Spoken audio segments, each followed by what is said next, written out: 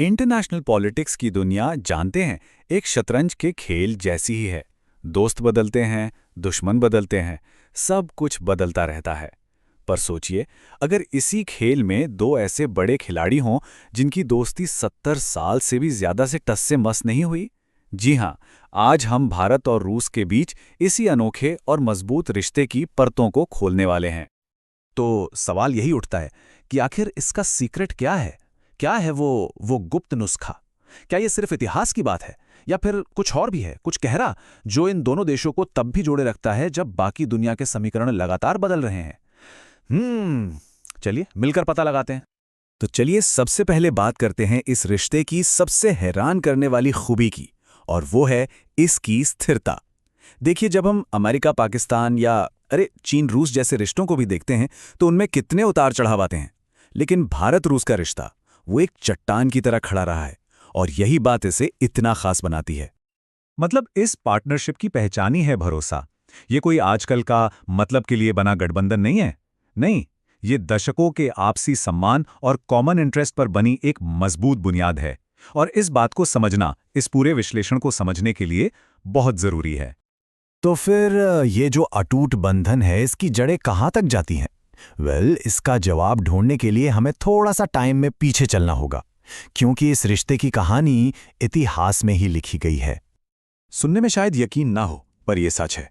20वीं सदी के बीच से लेकर आज तक भारत और रूस के बीच कोई भी, मैं दोहरा रहा हूं, कोई भी बड़ा द्विपक्षीय विवाद नहीं हुआ है। जरा सोचिए, इतने सालों में एक भी बड़ा झगड़ा नहीं। यही वो चीज है जो आपसी विश्वास की एक ऐसी मजबूत जमीन तैयार करती है जिस पर कोई भी रिश्ता फलता फूलता है। और देखिए, इस रिश्ते ने समय की हर परीक्षा पास की है। चाहे वो कोल्ड वॉर का तनाव भरा दौर हो, जब पूरी दुनिया दो खेमों में बटी हुई थी, तब भी ये दोस्ती मजबूत थी।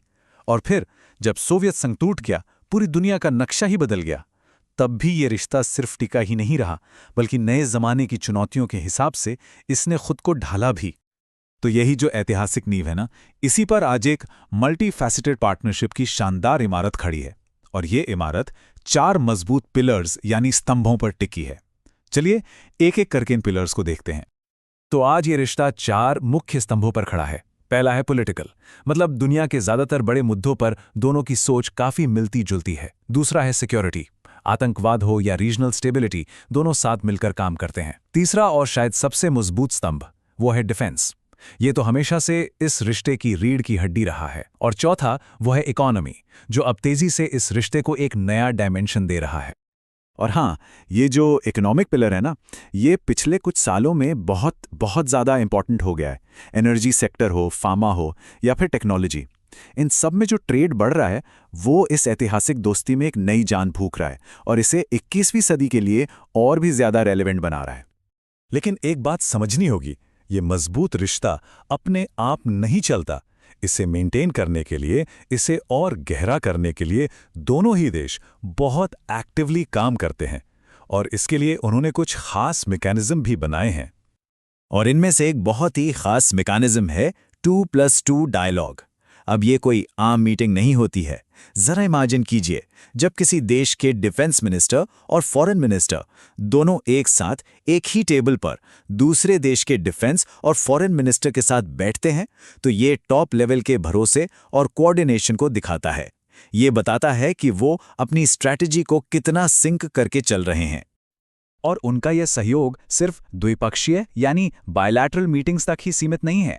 आप यूनाइटेड नेशंस को देख लीजिए, G20 या ब्रिक्स, इन जैसे बड़े बड़े इंटरनेशनल प्लेटफॉर्म्स पर ये दोनों देश अक्सर एक सुर में बात करते हैं, एक साथ खड़े नजर आते हैं। इससे साफ पता चलता है कि वो सिर्फ अपने अपने फायदे के बारे में नहीं सोच रहे, बल्कि एक मल्टीपोलर वर्ल्ड ऑर्डर को शेप देने के लिए मिलकर काम कर रहे हैं। तो जब हम इन सभी पीसेस को एक साथ जोड़ते हैं, मतलब इतिहास, डिफेंस, इकोनॉमी, डिप्लोमेसी, तो एक बिल्कुल साफ तस्वीर सामने आती है। ये रिश्ता सिर्फ एक दोस्ती नहीं है, ये भारत की फॉरेन पॉलिसी का एक कॉर्नरस्टोन है, एक बुनियाद का पत्थर है। तो निचोड़ क्या है? निचोड़ बस इतना है कि ये जो स्थिर और स्ट्रेटेजिक रिश्ता है ना, ये भारत की फॉरेन पॉलिसी का एक बहुत ही जरूरी, एक वाइब्रेंट हिस्सा है। ये सिर्फ अतीत की विरासत नहीं है, ये भविष्य के लिए एक इन्वेस्टमेंट भी है। और आखिर में हम आपको इसी एक बड़े सवाल के साथ छोड़े जाते हैं।